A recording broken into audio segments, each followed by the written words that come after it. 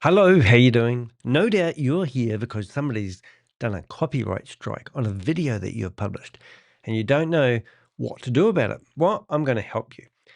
I've had quite a few copyright strikes because I go after scammers. My name is Danny the Heck, aka the Crypto Ponzi Scheme Avenger, and I'm here to name and shame anyone running or promoting a Ponzi scheme or a scam.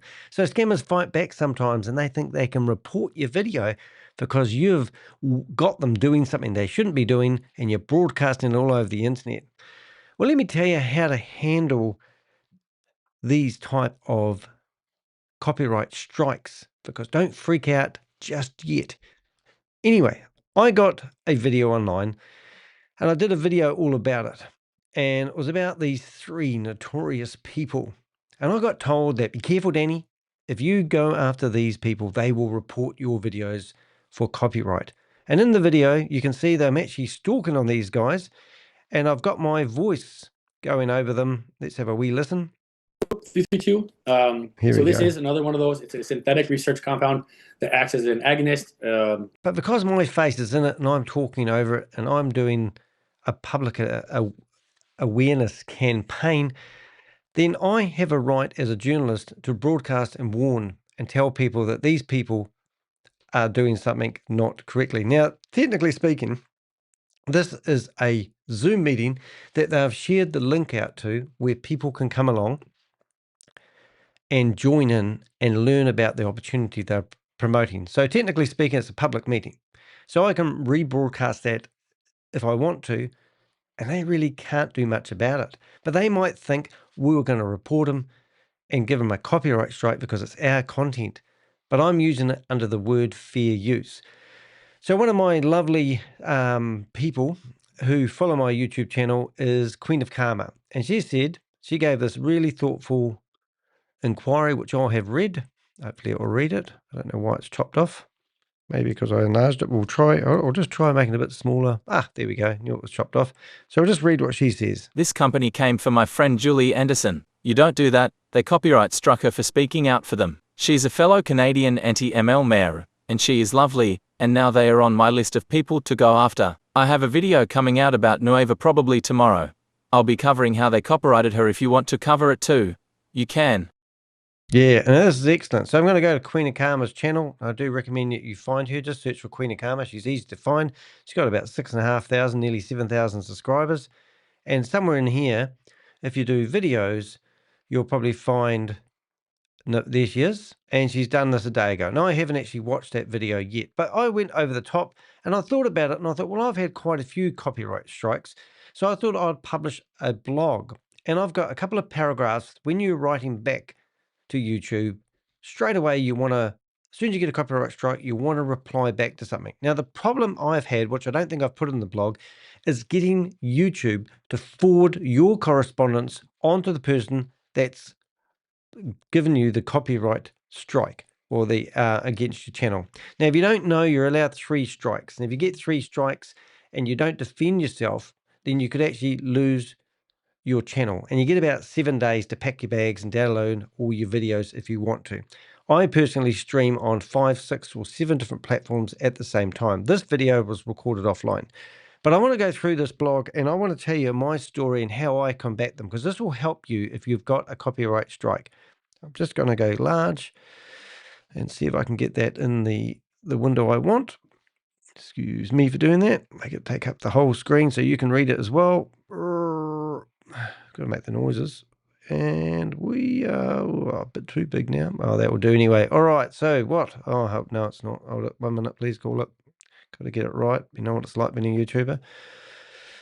I'm a perfectionist. You can't be a perfectionist when you're a YouTuber, I tell you. Fighting back, how to beat false copyright strikes from MLM scammers. And I said it never starts with a bang, it starts with a strike. And then I'm going to read these. I've lost count of how many copyright strikes I've received over the years. Some came from scam companies, others came from desperate MLM leaders who thought removing my videos would silence the truth. But here's the thing, they all failed, every single one of them. And that's right. However, I did have to put some follow-up comment on that statement. Except the very first one. Back then, I didn't fully understand the power of fair use. I didn't know that the law actually protected my right to use portions of publicly available content for commentary, criticism, education, and investigative reporting. Now, fair use is my golden key, and I use it to unlock every door they try to slam shut in my face. Right. So I actually did have a copyright claim where I couldn't actually have the video. I think I lost my monetization, and that was because I played an old movie, and the movie was copyrighted. Now I even turned the sound off, but the visual movie was actually copyrighted, and I just had to cut that segment out of my video if I wanted to keep getting monetization, or I couldn't even just mute it. And that was quite interesting. So that's a different sort of copyright, but this is a copyright strike where somebody says you don't have the right to use this content, and that's what we're fighting here. So as I mentioned here in this paragraph, And lately, it's happening again. The Nueva MLM, a rebranded scheme launched by former Media distributors, is already playing dirty. Within days of public scrutiny, they began targeting creators like Julie Anderson with copyright takedowns. Her video, titled "Watch This Before Joining Nueva," was hit with a strike even though it clearly qualified as fair use. It was commentary, it was criticism, and it was protected. Right, so Julia is one of the, she's actually live right now as we record this, so I'm going to go in there and have a wee listen. But you can see she's actually done some real amazing work fighting multi-level marketing scammers, and she actually used to be there promoting them, ironically, at one point, and then she realized the whole lot was a scam, and now she's an advocate against anything to do with multi-level marketing. So let's have a look and see if she's live. She is live. You're going to lose your game of 5D So let's chess. drop in and say He's hello. Like he's some other. Hello, Julie. Nice to see you live. And Orville plays chess. He said something like that. We can't give you any information about where our business is going, if we're going to fire any more employees. Oh, no. Do more changes to the compensation plan. We got to keep it a surprise. Surprise! We've gone affiliate. Surprise! We've pulled a mo down. You know? Yeah. Competitors. She's very colorful. You know, they can come in and derail what would otherwise be a good project. But we can give you a little insight as to what we're working on. Yeah, yeah. So where should we start? Okay, let's start with our Start at the tip. normal things that we do. Yes, there are some people that just want to See the video. Okay, let's hear what he says. get the information and then move on. Get So off, we're gonna. Well, that might be helpful. It would be helpful to keep in mind those people that have a lot of prior commitments, maybe a busy life, maybe a life, and just give them the information instead of dilly-dallying around here and just talking about nothing. I'm going to read some of your comments. The comments are always the best part of live. She's really cool. And I don't want to miss anything. I don't want to miss a thing. Bluebird Eye says, I think H&O are the owners and Dan is the CEO. Is that right? Oh, maybe it is. It could be. And Drew, Paul's like the stream hosers. Exactly. If you don't like the stream, you're a hoser. If you do like the stream, you're still a hoser. We're all hosers here. Woo! Howdy, Julie. Team Gen X in the house. Your tank top friend says, seeing these people makes me understand why I never fit in the LDS church. I'm just too spicy. Hashtag blessed, Jessica. Sarah says, Orville always looks at her like Meghan Markle looks at people who cut her off. Anna Molina says, greetings from Spain, my first live with Julie. Welcome. Well, I hope this one doesn't disappoint, and I hope it doesn't go on too long. Yeah, they do sometimes. It's very hard not to. 5 hours later. 5 hours later. Paul says, cults monopolize their victims' time. The borderline filibustering is intended to keep the reps busy so they can't critically think. I got to give an award to Hall. So what Julie's doing here, she's obviously got a video, and she's basically debanking it. I don't even know if I've got that right word, have I? I haven't, but she's doing a voiceover on the video that she's received. And the people that she's got the video from could actually theoretically, we're going to try and do a copyright strike. And I think she's got a strike against her channel at the moment. But these people who do that, they're not allowed to do it. And I'm going to show you guys how I handle these type of people when they put these false copyright strikes on. I'm just going to see if she says g'day to us and we're live. Leaves some of the best comments here. I made a comment. I mentioned Hall in another video. I'm like, you could go through my videos and probably on other anti-MLM content creators too, and just take those comments and put them in a book, and you could deprogram. But it's always so spot on. Thank you so much. I really appreciate you leaving these comments. I learned something and I reflect back a lot of times too. Aerodale says, so when there's an older couple, and if they're able, the couple can go on a mission. However, they have to pay out of pocket for it, even though the church pulls in tithing. It's around 10K or more. Ooh. Oh, Fizzle Out says your ex had like 20 or more warmers, 20 cases of wax. And yet there's no such thing as inventory loading. It's all done by choice. You've got to have a sense of humor Nobody when held you a go gun after to your head, scammers. therefore. Yeah. You've got to have a sense of humor when you go after these scammers, I tell you. Sarah Pritchard showing there. Oh, Crypto Ponzi Scheme Avenger. Hello, Julie. Nice to see you live. Hello.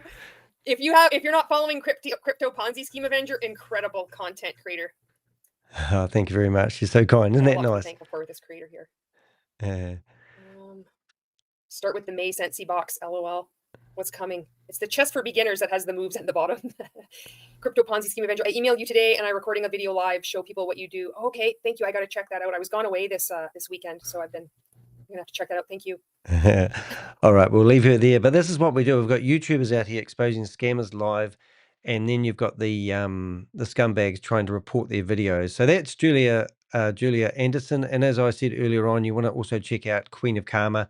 Queen of Karma, what I'm really enjoying about my YouTube experience at the moment is there's a lot of people who are fighting scams, and we're sort of getting together, which is really, really exciting. So I'm just going to show you a couple of these people at the same time, and then you'll get an idea, how many people there is.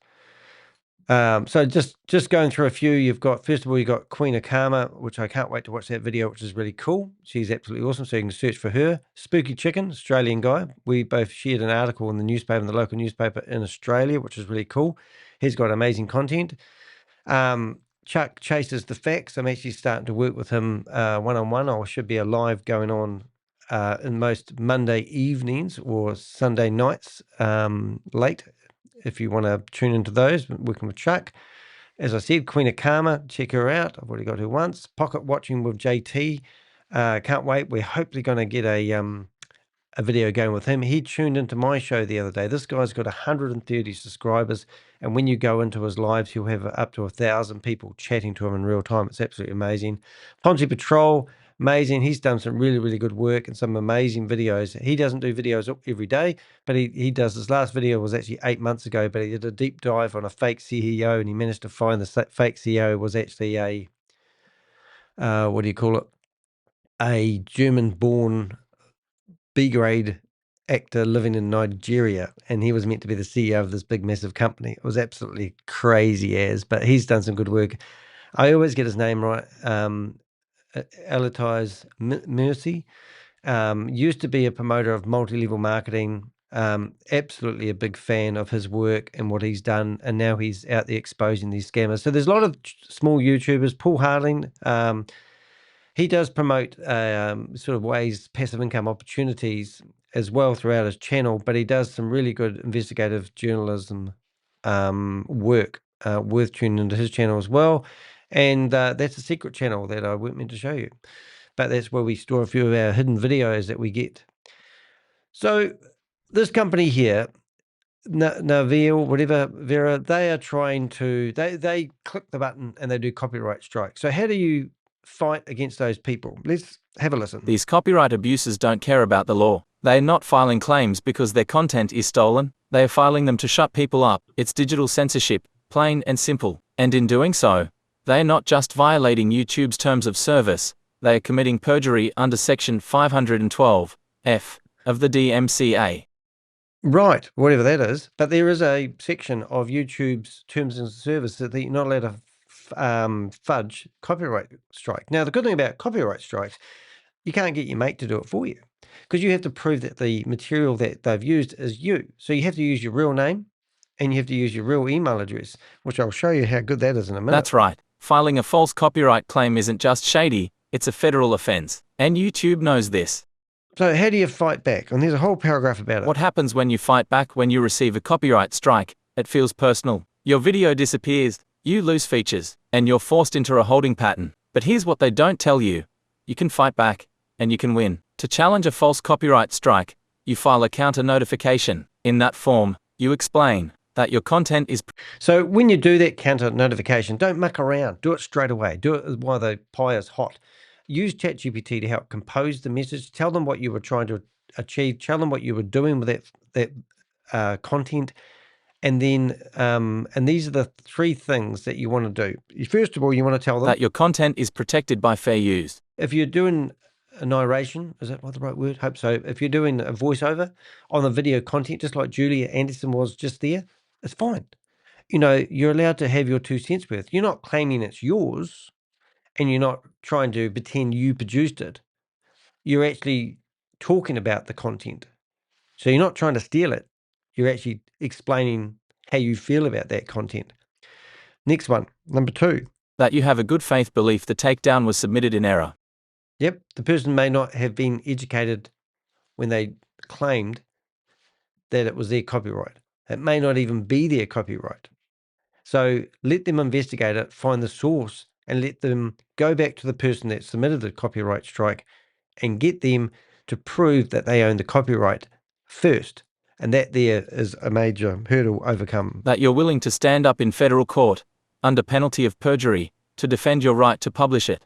Now, I had problems originally with copyright strike, and I found this guy that used to review music, and he said he's had hundreds of copyright strikes. I can't remember his name, unfortunately. I would bring it up unless I did a big search, but I do watch and I have subscribed to his channel.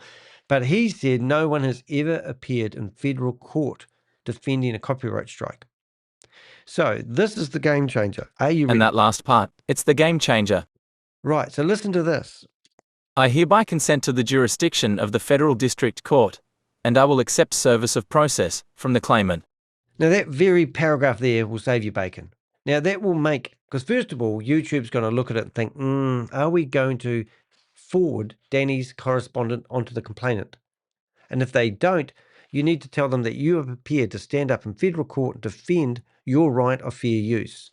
And that paragraph there basically removes the liability from YouTube and puts it all on your shoulders. You're telling them that you are willing to be served the legal documents, and they can give the complaining person your details so they can serve you papers to remove the copyright.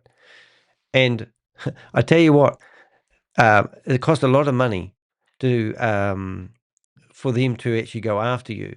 And scammers don't want, well, I go after scammers. So if you've copied somebody's music and you've claimed it as your own, you've got a copyright strike, unfortunately, you're buggered. But I'm only doing voiceovers. I'm not trying to say that content that they produce is mine. I'm using it to expose them. So I have a different scenario. And I did actually copy something way back at the very start and realize that you just can't grab a piece of music, or you can't grab a segment of somebody's video and just upload it. You've got to do a voiceover on it. You've got to use it in fair use. You've got to explain what the video is about. You know, you don't have to be in front of the camera talking about it all the time, but you can't go get somebody's artwork and just claim it as your own, put it on your wall. You've got to actually, explain why you're talking about the artwork. I don't know if that explains it, but I That think you get it. sentence tells YouTube you're not bluffing. You're not just clicking buttons. You're calling their bluff, and they know most scammers won't risk a real lawsuit over a bad MLM promo video. So if you get more than 3 copyright strikes at a time, your YouTube channel actually goes offline. And also it takes 10 to 12 days, business days, so it's normally about 3 weeks, before that video content comes back on your channel. So the problem is, if one of my friends got, Spooky Chicken actually, got 5 copyright strikes in a row, bang, bang, bang, bang, bang, his channel went offline. And he had to wait 10 to 12 days for them to do so. And his problem is he wants to remain anonymous. He didn't want to supply his personal information to the person that complained, because then they would know who he was. So it was a real dilemma. But the fact is, they had to use their real details, and he had to use his real details to fight the copyright strike, if that makes sense. The moment you submit it, YouTube notifies the claimant, then begins the waiting game 10 to 12 business days. That's how long they have to file a lawsuit against you. If they don't, your video comes back, the strike disappears, you win. Right, so imagine that. All of a sudden, they got 5 to 12 days to come up with a lawyer who wants to prosecute you because you were talking about them running a scam. And then they have to submit that through the courts and have paperwork delivered back to YouTube within 10 to 12 days. Otherwise, YouTube releases the strike and you get it removed completely off your channel. And I've won every time. Every have. single counter notification I've submitted has resulted in a full reversal, because truth is always protected, fair use is the legal shield, and it works if you know how to wield it. Well, that's why I've got the picture there of me, no scam, and you see the sword with YouTube on it and fair use. Now, just to be clear, these are actual real strikes that I have received. And what happens is these companies have somebody else, like Miracle Cash and more, even though I was exposing Ed Terranova, a firefighter who's turned into a multi-level scammer, that's defamation. He actually got Miracle Cash and more to submit a copyright strike. So technically speaking, Miracle Cash and more probably don't really have anything to do with it. Shavis Anwar. Now, Shavis Anwar offered me $10,000 if I come up with his last name. Now, you can see this last name here isn't Shavis Anwar. It's another name, Shaduki, whatever it's called. So this was really interesting at the time because all of a sudden I'm starting to figure out who's this Coins DX company. And I'm finding out that the company that set up the YouTube channel's name. So I actually got some great intel from that. He didn't pay me $10,000 for discovering his last name, and he alleges his name is Shavis Anwar. But he had to use his legal name to put the claim in. And then when he does that, I get his real name. So that wasn't all bad, if you know what I mean. But look, the video that he complained about that got removed, here it is here. People, that's how they survive. But as soon as that formula and they run out of stupid people signing up for these programs, so that's me doing a narration over the top of the thing. And the other one, all these videos that you're seeing here, you see each other at a you know, like this one here, I'm actually not even in the picture all the time. I'm on it. Yep. all right. So these people I have actually uploaded this video, and I don't even think I've actually just uploaded the whole recording I did, and uploaded it to the internet. And I must have, after that happened, going to stop that. So I probably recorded that offline and then uploaded this video and then did my narration over the end of it. So, you know, so even that one, I won that case. The other one is, have I got that in there twice? Oh no, what's this one here? So this was a scammer who did a voice recording. Leaders, good morning, good afternoon, good evening. Hope you're well. What's going on? Right, a couple of things to So this guy did not want this recording online. I didn't even do a voiceover on it. I just basically made up some nice graphics, and you can hear his voice going we through are it. selfish, of course. And I fully exposed this guy. However, he gave me a copyright strike. Technically speaking, he would have had to prove that voice recording was actually really his. And even if he did do that, then he would have had to go to federal court to defend it after I managed to get the complaint through to him. Other ones that we've got, I'm just going to go through them because they are quite interesting. This video, I had this video that you're looking at embedded in my blog on my website, and they actually got a federal judge in the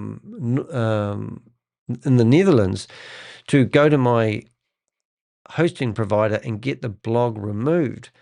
And it would have cost them thousands of dollars to do so. However, the reason why they wanted to blue, the lady in that picture is some sort of I don't know how to say, she's like a politician of some sort. And this video was exposing her and what she was doing. But once again, she was promoting a Ponzi scheme and a scam, and I exposed her. So this video has been removed off the internet, and then I've managed to put it back online again. And also they've submitted copyright strikes, and once again, I have won. So I'm just going to open up the rest of these because these are actually quite interesting. But you can sort of see, okay, so there's a recording, there's a lady's photo and a video where she's doing a presentation. She's talking about GS Partners, which is a known scam. His videos have got low numbers as well. Nothing going. And this is the one with Ed Terranova. He was promoting Miracle Cash and More, which I think I've already covered. I'll get rid of that. Crypto Avengers. Now, this guy here is a YouTuber, and his name is My Crypto Pays Me Daily. He's promoted over 30, 40 different scams. And here he is in here. I've done a YouTube short.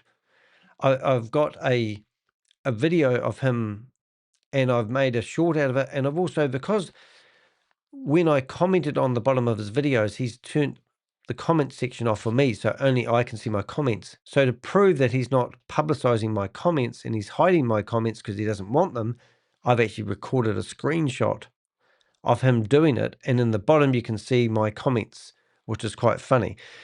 However, he decided he'd be smart and do a copyright strike. Now, if I complained to YouTube again and said, this guy's done 2 copyright strikes, I'm using the content under fair use, they would no doubtly go back to him and tell him off for abusing their services. Product, which he believed was a This lady here is has also tried to get this content offline, and she's complained. It's another theoretically a private Zoom. She's actually a professional singer. She's trying to save her career. She probably knows more about copyright than most people. However, I still had it overturned. So you can see I've got some real examples there. You can see that Miracle Cash and More have been quite busy at doing these copyright strikes. So Miracle Cash and More could technically be taken to court for abusing YouTube's terms and conditions. The real cost of abusing copyright strikes, let's not sugarcoat it. Filing fake copyright claims is abuse, and YouTube has terminated accounts for it. In 2019, a user named Christopher Brady used copyright to extort creators, and YouTube sued him. In 2021, a creator known as Musical Creator had their channel deleted after filing a takedown. YouTube flagged as fraudulent. Even controversial creators like Anision and Twitch streamer Alinity have faced platform backlash for trying to silence critics via copyright tools. These aren't isolated incidents. YouTube has gone on record stating, so this is what YouTube say about it. We take abuse of the copyright removal process very seriously, and we regularly terminate the accounts of those that misuse it. So if you're going to click that button and report copyright strike because you think that's one way of getting the content offline, you're going to jeopardize your own YouTube channel, and you're also going to jeopardize your services that you have with Google. So when Nueva or any other scam tries to silence whistleblowers with copyright abuse, they are playing with fire. Because the minute someone like me files a counter and dares them to take it to court, they vanish. They know their claims won't hold up, they know their products are built on sand, and they know that in a real courtroom, the truth has consequences. Yeah, so here's your final warning to people that want to do it. Final warning to copyright bullies, to the scammers reading this. Let me say it clearly. If you file a false copyright claim against me, I will fight it, I will win, and I will document everything. And if you push it to court, I'll show up, with evidence, with witnesses, with a long trail of fraud tied to your name, because that's what I do. I'm the crypto Ponzi scheme Avenger, and I don't just expose scammers, I outlast them. So go ahead, file your claim. Just know that when you do, you're leaving a digital fingerprint, one YouTube, the public, and the courts can trace right back to you. All right, and if you don't know who I am, I've been exposing crypto Ponzi schemes and scams for about 4 years now. I've been featured in Bloomberg. I've been on news.com.au, the press stuff, how I defended myself against a $3.8 million gag lawsuit and won. I got awarded all my costs, but nearly all my costs. It's a different story. The Guardian Australia has published 14 articles, not about me solely, but I've actually helped the reporter Sarah Martin publish these articles, and they did actually feature me in the 14th article. Sometimes they're too scared to quote people like me's names because they get done for defamation. Because it's a bit wild out there when you do what I do. I'm doing what a lot of people can't do and exposing these criminals. So I'm pushing things to the edge. There's no doubt about it. ABC News in Australia, New York Times, Radio New Zealand, and Otago Times, which I'm very proud about because I'm a Kiwi. So what I'm saying here, guys, don't be intimidated by these bastards who go out there and click that button and do a copyright strike. Tell them that you're ready to defend what you believe in. Fair use is going to be your savior to it all. And I just hope that tip was something that will help you when you get a copyright strike. Every YouTuber gets copyright strikes sooner or later. It's all part of learning. If you get one, I'll tell you a funny story. It's a personal story. I was going to have a double-page feature in the New York Times, and this was back in 2022. 3 days before the article was published, I got 2 copyright strikes. It freaked me out. So I had to wait 10 to 12 days before YouTube actually waited for the legal documents to turn up for the person that complained about the content I'd copied from their and if I got one more copyright strike, my whole YouTube channel would have gone offline. So what I did is I panicked and I removed 80 videos, which theoretically were in the same caliber as the ones that were complained about for strikes, thinking that if just one more person clicked copyright strike, my channel would have gone offline. And knowing that I was about to be published in the New York Times, it was a real difficult moment. So what actually happened? Well, the article, I deleted 80 of my videos. Fortunately enough, I did have them backed up, and I have put them back online. Now I understand more about copyright and also fair use. But the problem was, when I was in the New York Times, people went to check out my YouTube videos, and all the real good videos were actually taken offline. And at that time, I think I only had about 300 or 400 videos online. And I used to edit all my videos. I used to spend about 8-9 hours rendering and all this sort of stuff. But now I do live streaming. This is one of the rare videos that I do offline, and then I'll upload it afterwards. Hey, hope you're enjoying doing YouTubing. Don't panic out. If you get any problems, you like any help fighting a copyright strike or anything like that, please do post a comment under this video. I remember how helpful it was when I found some other YouTuber telling me how they handle copyright strikes, and that's why I thought I'd put this video together to give you a helping hand. Reach out to us. It's a great community here on YouTube, and we really do want to help people stay strong, especially if you're going after scammers. Tell me who they are, because we have a network of people that will go after the same people and make their lives living hell. See you in the next video, guys.